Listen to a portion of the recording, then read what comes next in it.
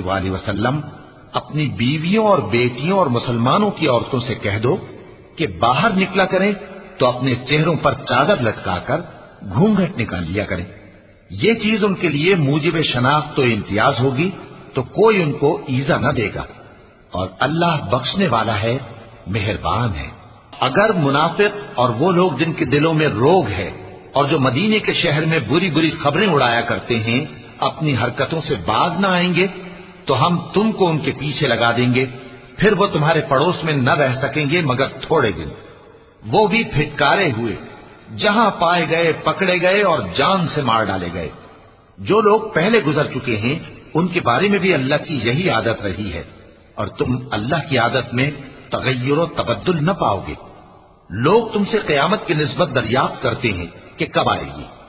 कह दो कि उसका इल्म अल्लाह ही को है, और तुम्हें क्या पता, हो सकता